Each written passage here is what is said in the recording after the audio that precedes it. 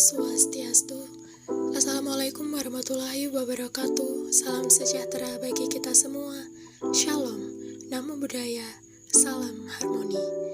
Baik, pada kesempatan kali ini kami dari kelompok 6 akan membawakan materi mengenai pendidikan ditinjau dari filsafat positivisme, humanistik dan Pancasila serta implementasinya.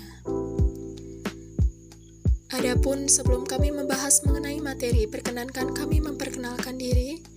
Kelompok kami terdiri atas Nyoman Putri Marhaini dengan NIM 21130111010, Iketut Wahyu Krisnayana dengan NIM 211301126, Niputudiah Ari Pratiwi dengan NIM 21130111011. Baik, karena materi yang akan dibawakan oleh kelompok 6 itu mengenai pendidikan ditinjau dari filsafat pendidikan, yakni filsafat positivisme, progresivisme, humanistik, dan juga Pancasila.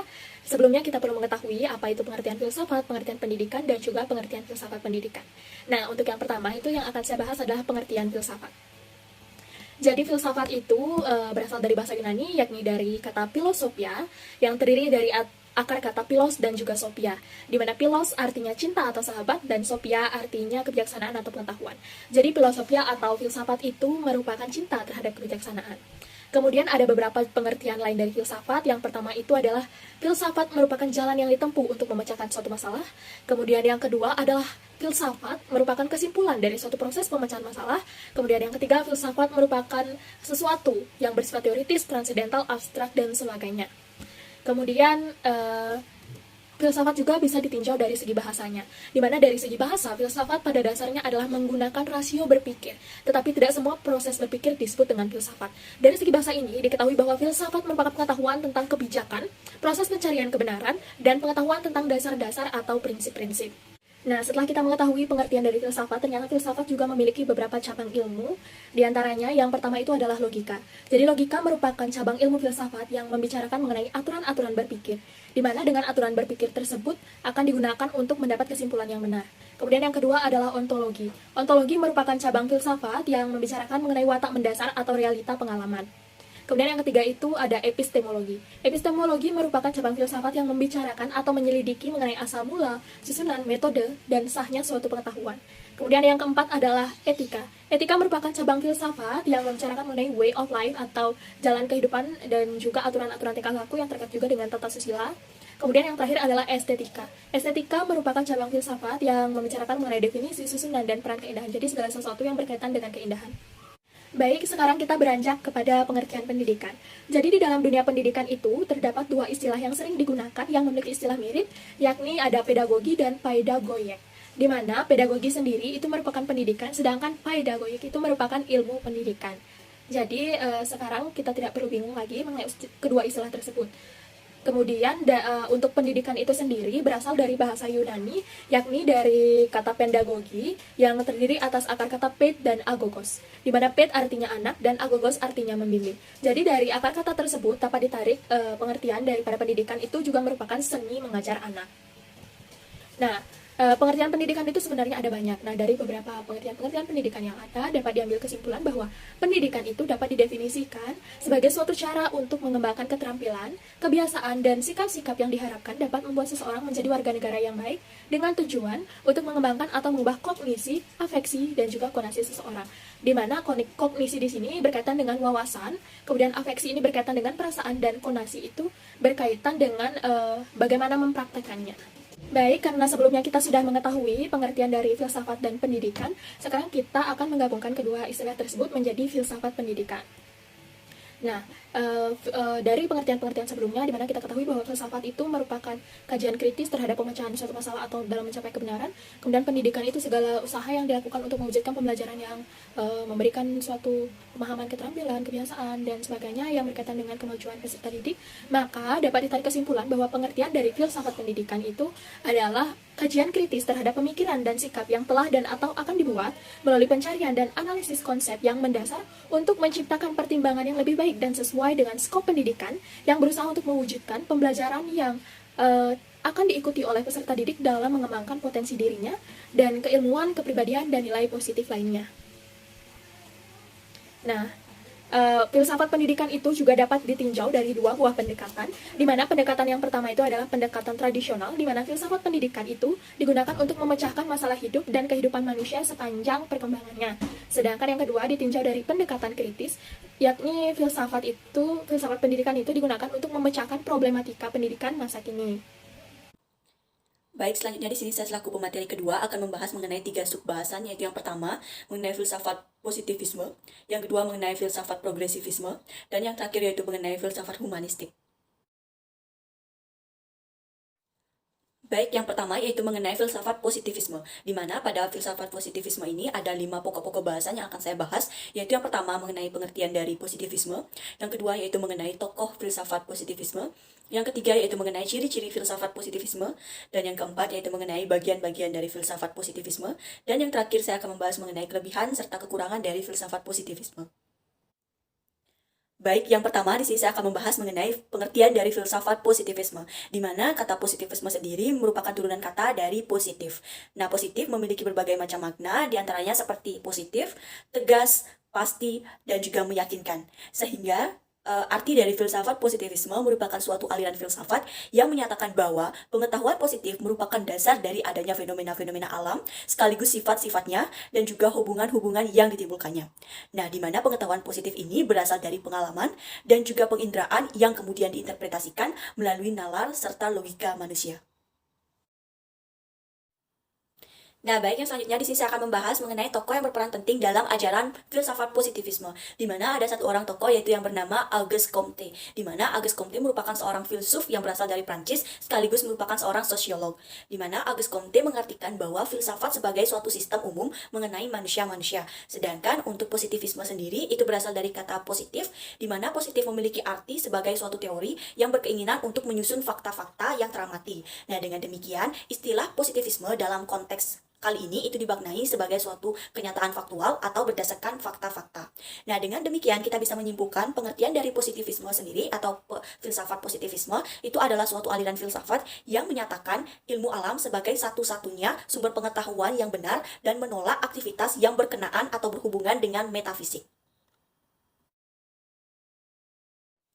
Nah, baik, yang selanjutnya di sini saya akan membahas mengenai ciri-ciri dari positivisme, di mana ada 6 ciri-ciri dari filsafat positivisme ini, yaitu yang pertama, bersifat objektif atau bebas nilai, di mana hal ini dimaksudkan bahwa melalui fakta-fakta yang teramati dan juga terukur, maka pengetahuan kita tersusun dan juga menjadi cerminan dari realitas. Yang kedua yaitu bersifat fenomenalisme, di mana diartikan bahwa realitas terdiri dari impresi-impresi. Nah, ilmu pengetahuan dalam konteks ini itu hanya akan berbicara mengenai realitas berupa impresi-impresi tersebut. Nah, yang ketiga yaitu bersifat nominalisme, di mana bagi kaum positivisme sendiri hanya konsep yang mewakili realitas partikularlah yang dianggap nyata. Nah, yang keempat yaitu bersifat reduksionisme, di mana realitas direduksi menjadi fakta-fakta yang dapat diamati. Nah, yang kelima yaitu bersifat naturalisme, di mana tesis tentang keteraturan peristiwa-peristiwa di alam semesta yang meniadakan penjelasan-penjelasan supranatural.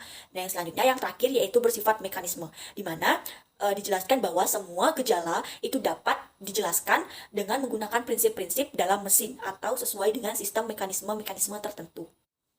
Nah, di samping itu juga, Auguste Comte juga menjelaskan bahwa untuk menciptakan masyarakat yang adil, itu diperlukan metode positif yang kepastiannya tidak dapat digugat, di mana metode positif ini memiliki 4 buah ciri-ciri, yaitu yang pertama, metode ini diarahkan pada fakta-fakta, yang kedua yaitu metode ini diarahkan pada perbaikan terus-menerus dari syarat-syarat kehidupan, yang ketiga yaitu metode ini berusaha menuju ke arah kepastian, dan yang terakhir yaitu metode ini berusaha menuju ke arah kecermatan. Nah, yang selanjutnya di sini saya akan membahas mengenai bagian-bagian dari filsafat positivisme, di mana dalam perkembangannya di sini ada 3 buah filsafat positivisme, yaitu yang pertama ada filsafat positivisme sosial, yang kedua ada filsafat positivisme evolusioner, yang ketiga yang terakhir yaitu ada filsafat positivisme kritis. Baik, yang pertama yaitu saya akan membahas mengenai filsafat positivisme sosial, di mana filsafat positivisme sosial ini merupakan penjabaran lebih lanjut dari kebutuhan-kebutuhan masyarakat dan juga sejarah. Dan yang kedua yaitu mengenai filsafat positivisme evolusioner, di mana filsafat positivisme evolusioner ini merupakan filsafat yang berasal dari ilmu fisika dan juga biologi yang selanjutnya digunakan sebagai doktrin evolusi biologis.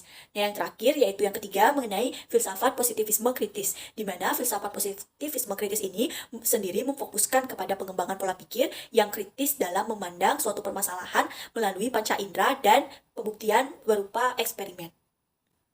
Nah, yang terakhir pada materi filsafat positivisme, di sini saya akan membahas mengenai kelebihan dan juga kekurangan dari filsafat positivisme. Di mana yang pertama untuk kelebihannya yaitu filsafat positivisme berakar dari paham empiris dan juga rasional. Sehingga hal ini akan membuat kadar dari paham filsafat positivisme itu akan jauh lebih tinggi daripada kedua paham tersebut.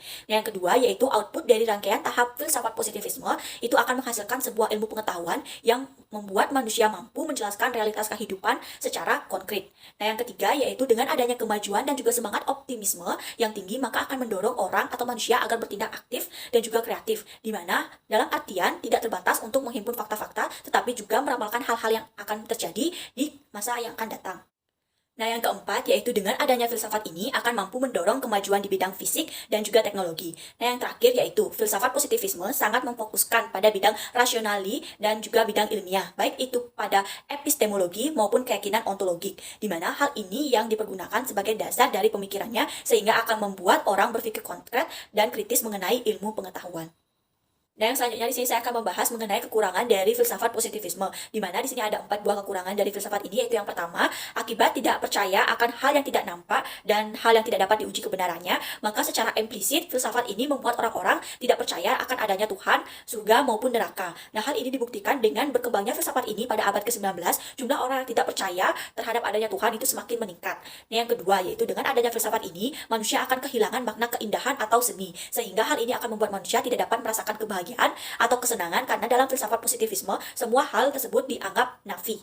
Nah, yang ketiga yaitu filsafat positivisme hanya memfokuskan pada sesuatu yang empiris dan nampak, sehingga ini membuat manusia tidak bisa menemukan pengetahuan yang valid.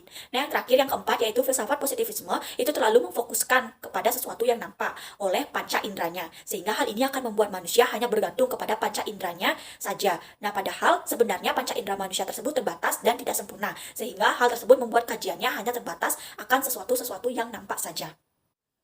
Baik, yang selanjutnya di sini saya akan membahas mengenai pokok bahasa yang kedua, yaitu mengenai filsafat progresivisme, di mana sama seperti filsafat positivisme, di sini yang pertama saya akan membahas mengenai pengertian filsafat progresivisme, yang kedua saya akan membahas mengenai tokoh filsafat progresivisme, yang ketiga saya akan membahas mengenai ciri-ciri filsafat progresivisme, yang keempat saya akan membahas mengenai implikasi dari adanya filsafat progresivisme di dalam bidang pendidikan, dan yang terakhir yang kelima yaitu mengenai kelebihan dan juga kekurangan dari adanya filsafat progresivisme. Nah, selanjutnya di sini saya akan membahas mengenai pengertian dari filsafat progresivisme. Nah, dari katanya sendiri, progresivisme itu berasal dari suatu kata utama yaitu progres yang memiliki arti pandangan selalu maju atau selalu ke depan.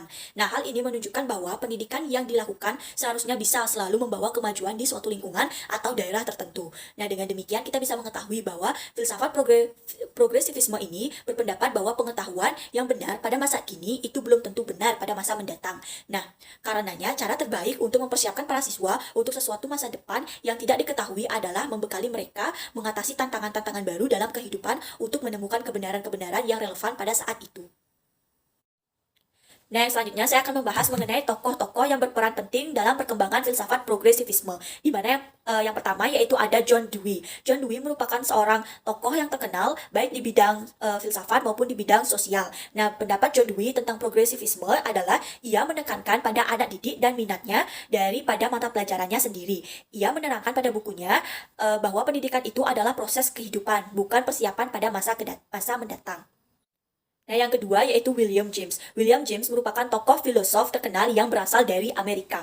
Beliau mengungkapkan pendapatnya tentang aliran filsafat progresivisme bahwa dia berkeyakinan bahwa otak dan juga pikiran harus mempunyai fungsi biologis dan nilai kegunaan hidup. Maka dia menegaskan bahwa fungsi otak dan pikiran itu dipelajari sebagian dari mata pelajaran pokok di bidang ilmu pengetahuan alam.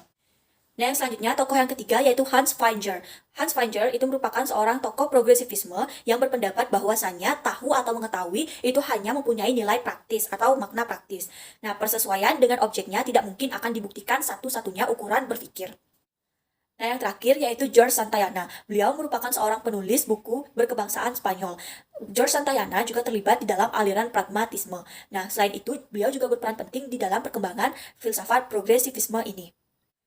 Nah, selanjutnya di sini saya akan membahas mengenai ciri-ciri dari filsafat progresivisme. Di sini ada 5 buah ciri-cirinya. Yang pertama yaitu pendidikan dianggap mampu merubah dalam arti membina kebudayaan baru yang dapat menyelamatkan manusia pada masa mendatang. Yang kedua yaitu percaya bahwa manusia sebagai subjek yang memiliki kemampuan untuk menghadapi dunia dengan skill dan kekuatannya sendiri atau secara mandiri. Yang ketiga yaitu progres yang menjadi inti perhatiannya. Maka ilmu pengetahuan yang dapat menumbuhkan kemajuan dipandang merupakan bagian-bagian utama dari kebudayaan, yaitu ilmu ayat, antropologi, psikologi, dan ilmu alam.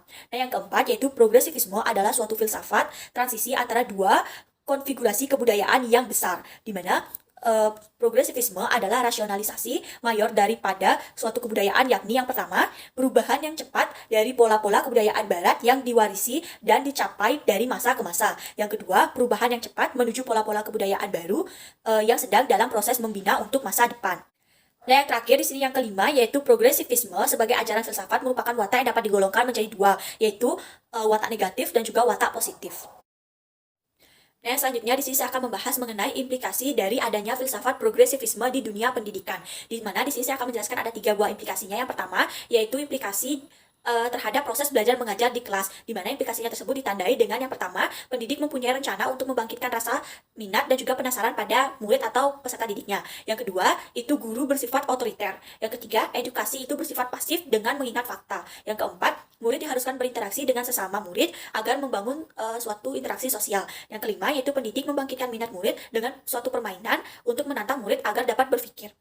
Nah, yang kedua, implikasinya yang kedua itu terhadap sekolah, di mana pada perkembangannya kita bisa melihat bahwa sekolah mengalami perkembangan ke arah maju pada saat itu, baik itu di dalam bidang cara mengajarnya ataupun di dalam bidang sarana dan juga prasarananya. Nah, yang ketiga yaitu dalam bidang kurikulum. Kita dalam filsafat progresivisme itu menghendaki jenis kurikulum yang bersifat luas dan eksperimental. Jadi kurikulum tersebut dapat diubah dan dibentuk sesuai dengan zaman dan juga keperluannya. Nah, materi terakhir pada submateri filsafat progresivisme ini yaitu mengenai kelebihan dan juga kekurangan dari filsafat pendidikan progresivisme, di mana yang pertama untuk kelebihannya, siswa diberikan kebebasan untuk mengembangkan bakat dan juga kemauannya. Yang kedua yaitu siswa diberikan kebebasan untuk mengemukakan pendapatnya. Yang ketiga yaitu siswa belajar untuk mencari tahu sendiri jawaban dari masalah atau pertanyaan yang timbul di awal pembelajaran. Nah, yang keempat yaitu memberikan output yang dihasilkan dari pendidikan di sekolah, memiliki keahlian dan juga kecakapan yang langsung dapat diterapkan di masyarakat luas. Sedangkan untuk kekurangan dari filsafat pendidikan progresivisme itu yang pertama, mengabaikan kurikulum yang telah ditentukan yang menjadi tradisi sekolah. Yang kedua yaitu mengurangi bimbingan dan pengaruh guru, di mana siswa memilih aktivitasnya sendiri. Yang ketiga yaitu siswa menjadi orang yang mementingkan diri sendiri. Ia menjadi manusia yang tidak memiliki self-disiplin dan tidak mau berkorban demi kepentingan umum. Dan yang terakhir, kekurangannya yaitu siswa merencanakan sesuatu sendiri dan tidak bertanggung jawab atas hasil dari tugas yang telah dikerjakannya. Nah, yang terakhir yaitu mengenai submateri filsafat humanistik, di mana pada submateri yang terakhir ini saya akan membahas mengenai 5 buah pokok bahasan, yaitu yang pertama, pengertian dari filsafat humanistik, yang kedua yaitu mengenai tokoh-tokoh yang berperan dalam perkembangan filsafat humanistik, yang ketiga yaitu mengenai ciri-ciri dari filsafat humanistik, yang keempat yaitu mengenai implikasi dari adanya filsafat humanistik, dan yang terakhir yang kelima yaitu mengenai kelebihan dan juga kekurangan dari filsafat humanistik. Nah, yang pertama di sini saya akan membahas mengenai pengertian dari filsafat humanistik, di mana di dalam kamus ilmiah populer awal kata humanistik yaitu human yang memiliki arti mengenai manusia atau cara manusia, sedangkan human tulisannya humane itu memiliki arti berperi kemanusiaan. Nah, selanjutnya ada istilah humaniora, di mana istilah tersebut memiliki arti pengetahuan yang mencakup mengenai filsafat, kajian moral, seni, sejarah, dan bahasa. Nah, selain itu ada juga istilah humanis, di mana istilah humanis tersebut memiliki arti sebutan untuk para penganut ajaran dari humanisme. Nah, berdasarkan pengertian-pengertian tersebut, maka kita dapat menyimpulkan bahwa filsafat humanistik memiliki arti sebuah filsafat yang menunjuk. Nah, berdasarkan pengertian-pengertian di atas, maka dapat disimpulkan bahwa filsafat humanistik merupakan filsafat yang mengedepankan rasa kemanusiaan dan yang berhubungan dengan kemanusiaan. Nah, yang selanjutnya di sini saya akan membahas mengenai tokoh-tokoh yang berperan penting dalam perkembangan filsafat humanistik. Di mana di sini ada 3 orang tokoh yang berperan, yaitu yang pertama ada Arthur Wickham, yang kedua yaitu ada Abraham Maslow, dan yang terakhir yaitu ada Carl Rogers. Di mana di antara ketiga tokoh ini, Abraham Maslow merupakan tokoh yang paling penting dan yang paling besar peranannya di dalam perkembangan filsafat humanistik. Nah, yang selanjutnya saya akan membahas mengenai ciri-ciri dari filsafat humanistik. Di sini saya ada menemukan 7 buah ciri-cirinya, yaitu yang pertama, mementingkan manusia sebagai pribadi, yang kedua yaitu mementingkan kebulatan pribadi, yang ketiga yaitu mementingkan peranan kognitif dan afektif, yang keempat yaitu mengutamakan terjadinya aktualisasi diri dan self-concept, yang kelima yaitu mementingkan persepsual subjektif yang dimiliki tiap individu, yang keenam yaitu mementingkan kemampuan menentukan bentuk tingkah laku sendiri, dan yang terakhir yang ketujuh yaitu mengutamakan insight atau pengertian. Nah, yang selanjutnya yaitu mengenai implikasi dari adanya filsafat humanistik, di mana segi implikasi ini meliputi penerapan teori humanistik dalam proses pembelajaran. Nah, para ahli psikologi humanistik berupaya menggambarkan keterampilan dan informasi kognitif dengan segi-segi afektif, nilai-nilai, dan perilaku antar pribadi. Nah, sehubung dengan hal tersebut, maka menurut Rogers, implikasi adanya filsafat humanistik yaitu dengan membagi dua macam program, yaitu confluent education dan juga cooperation learning. Nah, yang terakhir yaitu dari pokok bahasan materi filsafat humanistik, yaitu mengenai kelebihan dan juga kekurangan dari filsafat humanistik. Di mana untuk yang kelebihannya, yang pertama yaitu mengedepankan demokrasi, partisipatif, dialogis, dan humanis. Yang kedua yaitu suasana yang saling menghargai. Yang ketiga yaitu peran aktif peserta didik. Lalu, mengenai kekurangan dari filsafat humanistik, yaitu yang pertama, beberapa konsepnya masih buram dan juga subjektif. Yang kedua, kreativitasnya yang sering disalahgunakan. Yang ketiga, yaitu pemikiran yang tidak terpusat. Nah, sekian materi yang dapat saya sampaikan. Untuk materi filsafat Pancasila dan juga implementasinya akan dijelaskan oleh rekan saya. Terima kasih. Nah, untuk selanjutnya saya akan lanjutkan mengenai pendidikan ditinjau dari filsafat Pancasila. Mengenai pendidikan yang ditinjau dari filsafat Pancasila, kita bisa mengambil pengertian filsafat Pancasila itu dari pengertian filsafat sebelumnya dan juga Pancasila itu sendiri. Nah, seperti kita ketahui, sebelumnya kita sudah membahas bahwa filsafat itu merupakan rasio berpikir untuk mencari suatu kebenaran, sedangkan Pancasila merupakan ideologi bangsa Indonesia, sehingga dapat diambil pengertian filsafat Pancasila itu merupakan rasio berpikir berdasarkan Pancasila sebagai dasar dan ideologi bangsa Indonesia untuk mencari suatu kebenaran. Nah, kemudian dalam Undang-Undang Nomor 12 Tahun 2021, Pasal 1 tentang pendidikan tinggi disebutkan bahwa pendidikan adalah usaha sadar dan terencana untuk mewujudkan suasana belajar dan proses pembelajaran agar peserta didik secara aktif mengembangkan potensi dirinya untuk memiliki kekuatan spiritual keagamaan, pengendalian diri, kepribadian, kecerdasan, akhlak mulia, serta keterampilan yang diperlukan dirinya, masyarakat, bangsa, bahkan negara. Nah, dari undang-undang di atas dapat dimaknai bahwa pendidikan di Indonesia adalah sebuah proses pembelajaran yang berupaya untuk mengembangkan potensi diri dan karakter bagi peserta didik. Nah, di sini sila-sila Pancasila itu mencerminkan bagaimana seharusnya pendidikan harus dihayati dan diamalkan menurut sila-sila Pancasila. Kemudian, dalam praktik pendidikan yang universal, banyak ditemukan beragam komunitas yang memberikan makna yang beragam pula dalam pendidikan.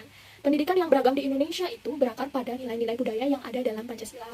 Nah, nilai Pancasila tersebut harus ditanamkan pada peserta didik melalui penyelenggaraan pendidikan nasional dalam semua level dan jenis pendidikan. Kemudian yang berikutnya kita akan membahas mengenai hubungan pendidikan dengan filsafat Pancasila. Seperti yang sudah dibahas sebelumnya bahwa antara pendidikan dan juga filsafat Pancasila itu saling mempengaruhi, saling menjiwai. Di mana hubungannya dapat dilihat yang pertama itu pendidikan sebagai sarana mewariskan ideologi bangsa. Jadi yang dimaksud di sini pendidikan selain sebagai sarana untuk mentransfer ilmu, pendidikan itu juga digunakan sebagai sarana mewariskan ideologi bangsa.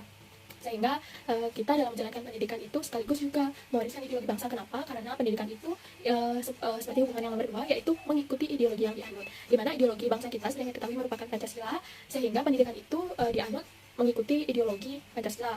Kemudian yang ketiga itu filsafat Pancasila merupakan aspek rohania atau spiritual sistem pendidikan nasional. Sebenarnya kita ketahui Pancasila itu terdiri atas 5 sila, di mana masing-masing sila itu memiliki nilainya masing-masing. Nah, berkaitan dengan aspek rohania atau spiritual system itu kaitannya dengan sila pertama Pancasila, yakni ketuhanan yang Maha Esa, di mana ini berkaitan dengan nilai ketuhanan atau nilai spiritual seperti itu, sehingga pendidikan itu didasarkan atas sila pertama itu juga karena memberikan nilai rohani atau spiritual sistem tersebut. Nah, tak hanya itu, sesuai dengan hubungan yang keempat, yaitu banyak implementasi sila-sila Pancasila dalam pendidikan. Kenapa banyak implementasinya? Karena Pancasila itu memiliki nilai-nilai. Pancasila terdiri atas 5 sila, di mana masing-masing sila tersebut terdapat nilainya masing-masing. Seperti yang kita ketahui, seperti yang sudah dibahas sebelumnya, sila pertama itu nilai ketuhanan, maka kaitannya dengan aspek rohaninya. Dan yang kedua itu nilai kemanusiaan. Ya, sila ketiga itu nilai persatuan. Sila keempat nilai kerakyatan. Sila kelima itu nilai keadilan. Sehingga dari kelima nilai tersebut dapat diimplementasikan dalam dunia pendidikan, karena kembali ke hubungan sebelumnya, itu pendidikan itu didasarkan pada Pancasila. Pancasila menjiwai pendidikan, begitu juga sebenarnya.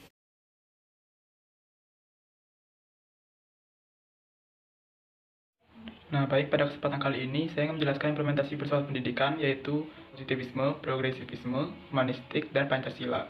Baik, pada kesempatan kali ini saya ingin menjelaskan 3 dari 4 tersebut, dan untuk Pancasila akan dijelaskan oleh teman saya.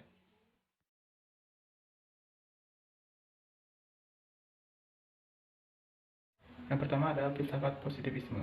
Melalui filsafat positivisme, pendidikan diarahkan ke kemajuan yang pasti dalam segi intelektual dan berbagai bidang kehidupan, sehingga menciptakan peserta didik yang sempurna baik fisik maupun batinnya. Peserta didik yang diasah kemampuannya dalam melihat suatu permasalahan dan menemukan fakta yang ada, menganalisis suatu proses tertentu dan mentransfer ilmunya kepada lingkungannya.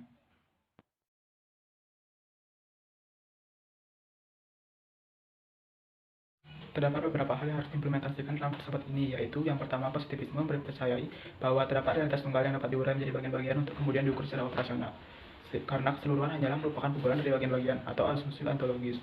Nah, misalnya dalam mempelajari suatu sistem pengetahuan dapat dibagi menjadi bagian-bagian lebih sederhana. Hal ini dapat memudahkan peserta didik untuk memahami sistem pengetahuan apabila kesulitan dalam memahami secara keseluruhan sekaligus. Kemudian yang kedua ada positivisme, meyakini bahwa hasil pengamatan yang dilakukan oleh peneliti tidak bergantung kepada ruang dan waktu, sehingga sesuatu yang terbukti benar pada suatu masa di suatu tempat dengan sendirinya dapat bernilai benar juga di tempat dan waktu lain. Nah, hal ini disebut asumsi generalisasi. Misalnya peserta didik dapat melakukan pengamatan secara langsung mengenai hal-hal yang ada di lingkungannya, juga dapat terjadi di lingkungan yang lain.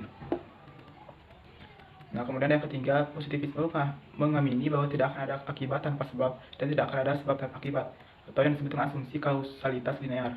Misalnya dalam pembelajaran, peserta didik yang lebih rajin belajar akan dapat memahami materi pembelajaran dibandingkan dengan yang malas. Keempat, positivisme mendukung anggapan bahwa hasil suatu penelitian tidak dipengaruhi oleh bias atau sistem nilai tertentu dari penelitinya. Nah, hal ini disebut asumsi aksiologis.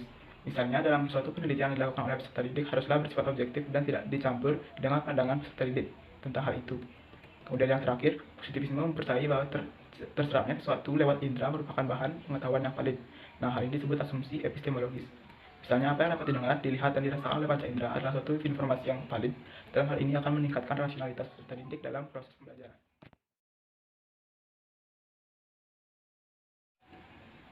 Nah, yang kedua ada filsafat progresivisme. Menurut filsafat progresivisme, proses pendidikan memiliki dua sisi, yaitu psikologis dan sosiologis. Nah, dari sisi psikologis, seorang tenaga pendidik harus dapat mengetahui tenaga atau daya yang dimiliki oleh peserta didik yang akan dikembangkan. Dari segi sosiologis, tenaga pendidik harus mengetahui kemana tenaga-tenaga yang dimiliki peserta didik itu harus dibimbingnya. Di samping itu, progresivisme memandang pendidikan sebagai proses perkembangan sehingga seorang pendidik harus selalu siap untuk memodifikasi berbagai metode dan strategi dalam pengupayaan ilmu pengetahuan terbaru dan berbagai perubahan-perubahan yang menjadi kecenderungan dalam suatu masyarakat. Nah, karena peserta didik merupakan subjek belajar yang dituntut untuk mampu menghadapi berbagai persoalan kehidupan di masa mendatang. Oleh karena itu, menurut Ahmad Maruf dari 2012, ada beberapa prinsip pendidikan yang ditekankan dalam aliran progresivisme. Di antaranya, yang pertama adalah proses pendidikan berawal dan berakhir pada anak. Kemudian, subjek didik adalah aktif dan bukan pasif. Kemudian yang ketiga, peran guru hanya sebagai fasilitator, pembimbing atau pengarah. Yang keempat, sekolah harus kooperatif dan demokratis. Yang kelima, aktivitas lebih fokus pada pemecahan masalah, bukan untuk pengajaran materi kaji.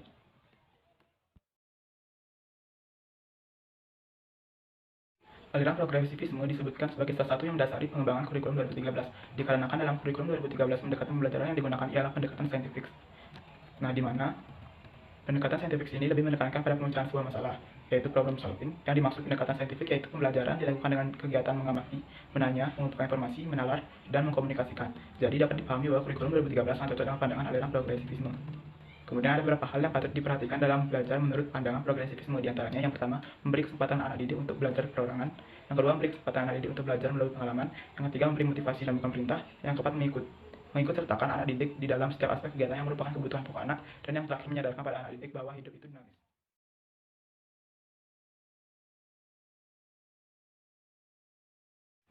Yang ketiga ada filsafat humanistik. Implementasi teori humanistik lebih menunjukkan pada ruang atau spirit selama proses pembelajaran yang mewarnai metode-metode yang dilakukan. Kemudian, walaupun secara eksplisit belum ada pedoman atau pedoman baku tentang langkah-langkah pembelajaran dengan pendekatan humanistik, namun ada pun langkah-langkah yang dimaksud sebagai pedoman, yaitu menentukan tujuan-tujuan pembelajaran, kemudian menentukan materi pelajaran, kemudian mengidentifikasi kemampuan awal siswa, mengidentifikasi topik-topik pelajaran yang memungkinkan siswa secara aktif melibatkan diri atau mengalami dalam belajar. Kemudian merancang fasilitas belajar seperti lingkungan dan media pembelajaran, kemudian membimbing siswa belajar secara aktif, kemudian membimbing siswa memahami makna dari pengalaman belajar, membimbing siswa untuk konseptualisasi pengalaman belajar, membimbing siswa dalam mengaplikasikan konsep-konsep baru ke situasi nyata, dan yang terakhir mengevaluasi proses dan hasil belajar. Nah, adapun guru sebagai fasilitator memiliki syarat dan kewajiban sebagai berikut. Yang pertama, fasilitator sebaiknya memberi perhatian kepada penciptaan suasana awal, situasi kelompok, dan pengalaman kelas. Kemudian, yang kedua, fasilitator membantu untuk memperoleh dan menjelaskan tujuan-tujuan perorangan di dalam kelas dan juga tujuan-tujuan kelompok yang bersifat umum. Kemudian yang ketiga, dia mempercayai adanya keinginan dari masing-masing siswa untuk melaksanakan tujuan-tujuan yang bermakna pada dirinya sebagai kekuatan pendorong yang tersembunyi dalam belajar yang bermakna. Kemudian yang keempat, dia mencoba mengatur menyediakan sumber-sumber belajar yang paling luas mudah untuk dimanfaatkan oleh siswa untuk membantu mencapai tujuan mereka. Yang kelima, dia menempatkan dirinya sebagai suatu sumber yang fleksibel untuk dapat dimanfaatkan oleh kelompok. Yang keenam, dia di dalam menanggapi ungkapan-ungkapan di dalam kelompok kelas dan menerima baik isi yang bersifat intelektual dan sikap-sikap perasaan dan mencoba untuk menanggapi dengan cara yang sesuai baik bagi individual maupun bagi kelompok. Kemudian bila mana cuaca penerima kelas telah mantap, fasilitator berangsur-angsur dapat berperan sebagai seorang siswa yang ikut berpartisipasi sebagai anggota kelompok dan turut menyatakan pandangannya sebagai seorang individu seperti siswa yang lain. Kemudian yang terakhir, dia mengambil prakarsa untuk ikut serta dalam kelompok. Perasaannya dan juga pikirannya dengan tidak menuntut, juga tidak memaksakan, tapi sebagai suatu andil secara pribadi yang boleh saja digunakan atau ditolak oleh siswa. Nah, pembelajaran berdasarkan teori humanistik cocok untuk diterapkan pada materi-materi pembelajaran bersifat membentukkan kepribadian, hati nurani, perubahan sikap, analisa dan terhadap fenomena sosial, dan lain-lain. Indikator dari keberhasilan aplikasi ini adalah siswa merasa senang, berinisiatif dalam belajar, dan terjadi perubahan pola pikir, perilaku, dan sikap atas kemampuan siswa sendiri. Siswa diharapkan menjadi manusia yang berani, tidak terikat oleh pendapat orang lain, dan dapat mengatur pendapat pribadinya sendiri secara bertanggung jawab tanpa mengurangi hak-hak orang lain atau melanggar aturan, norma, disiplin, dan etika yang berlaku. Baik, itu sudah dari saya. Untuk selanjutnya dilanjutkan oleh teman saya. Nah, seperti janji saya sebelumnya, akan membahas lebih lanjut mengenai implementasi Pancasila dalam pendidikan. Sekarang kita akan membahas mulai dari sila pertama hingga sila kelima. Baik, yang pertama adalah implementasi dari sila ketuhanan yang Maha Esa yang dapat diwujudkan dengan pertama, mendapatkan pendidikan agama, kemudian yang kedua, saling menghormati antar sesama tanpa membedakan agama yang satu dengan agama yang lain, kemudian menghormati kebebasan menjalankan ibadah sesuai dengan yang diatur dalam pasal 29, kemudian yang keempat adalah tidak melakukan diskriminasi terhadap agama yang minoritas di wilayah tersebut, dan yang kelima adalah mencegah toleransi antar umat beragama, kemudian memberikan hak libur saat hari besar keagamaan, dan yang terakhir adalah menyediakan sarana dan prasarana ibadah. Nah, masih ada banyak hal lainnya yang bisa dilakukan terkait dengan sila pertama ketuhanan yang Maha Esa. Kemudian kita lanjut sila kemanusiaan yang adil dan beradab, di mana wujud implementasinya seperti dengan peduli terhadap sesama, menjaga keseragaman, dan anti kekerasan. Kemudian sila persatuan Indonesia diwujudkan dengan menerapkan budaya 5S, kemudian membangun relasi dengan semua orang atau semua warga sekolah, kemudian bekerja sama untuk memecahkan suatu persoalan, di mana kalian bekerja sama di sini dimaksudkan adalah bekerja sama yang positif. Dan yang terakhir adalah menghargai kemerdekaan yang bisa dilakukan dengan mengikuti upacara bendera, mempelajari pendidikan kewarganegaraan, mempelajari sejarah, atau menyanyikan lagu-lagu kebangsaan dan banyak hal lainnya yang bisa dilakukan. Dan selanjutnya adalah implementasi dari sila kerakyatan yang dipimpin oleh hikmat kebijaksanaan dalam permusyawaratan perwakilan yang bisa diwujudkan dengan menyelesaikan masalah dengan musyawarah. Itu hal yang wajib lakukan dimanapun. Kemudian mengutamakan kepentingan bersama di atas kepentingan pribadi, seperti sekarang di situasi pandemi ini kita diminta untuk belajar di rumah. Nah, kita tidak boleh membangkangnya meskipun hal itu sulit dilakukan karena itu demi kepentingan bersama untuk kesehatan bersama. Dan yang ketiga adalah menghadiri rapat, dan yang keempat adalah ikut serta dalam pemilihan pengurus organisasi. Selanjutnya yang terakhir adalah implementasi dari sila keadilan sosial bagi seluruh rakyat Indonesia yang bisa diwujudkan dengan perlakuan yang sama dalam pendidikan, di mana pendidikan itu kan wajib. Diatur dalam pasal 31 ayat 1 Undang-Undang Dasar 45, setiap warga berhak mendapat pendidikan, sehingga selain berhak mendapatkan pendidikan, perlakuan yang sama dalam pendidikan itu juga wajib. Kemudian yang kedua adalah pendidikan untuk kemajuan rakyat, dan yang terakhir adalah ada fasilitas BK yang bisa menjembatani persoalan yang terjadi pada siswa sehingga siswa dapat perlakuan yang adil.